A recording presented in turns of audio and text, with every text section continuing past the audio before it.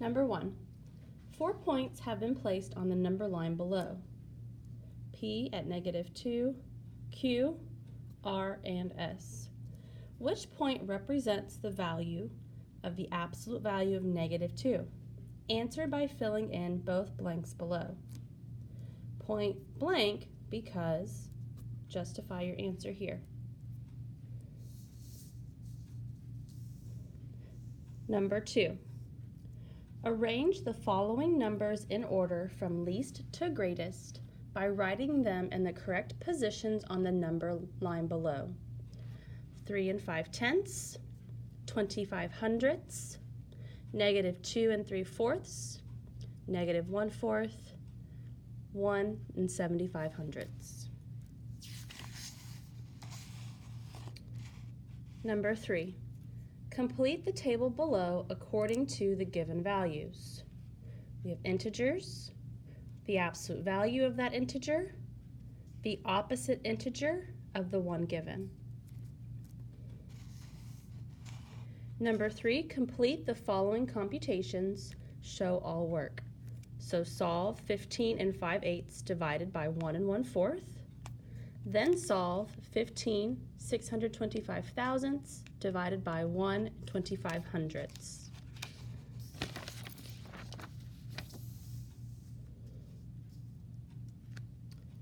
A carpenter wants to cut a board that is 5/6 feet long into pieces that are 5/16 feet long. The carpenter will use the expression shown to calculate the number of pieces that can be cut from the board. 5/6 divided by 5/16. Which expression can also be used to calculate the number of pieces that can be cut from the board?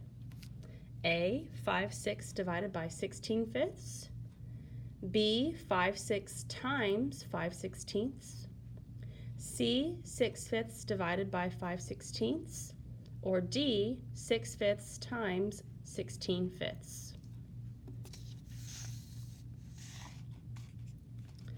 Tyron's parents gave him $100 to go to a Dallas Cowboys game.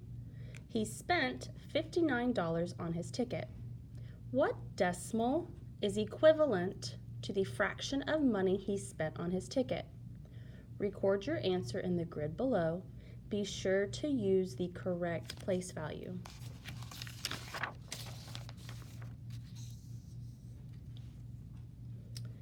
A paint store has 35 gallons total of paint in storage, 2/5 of which are for outdoor use.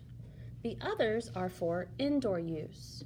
If each gallon costs $22, what is the total cost of the indoor paint in storage? Use the strip diagram to fill in the total number of gallons of paint. Label how many fifths are for outdoor and how many are for indoor. Write the fraction that represents the number of gallons for indoor use. Step 2, multiply the fraction for indoor use by the total number of gallons. That will give us the number of indoor gallons.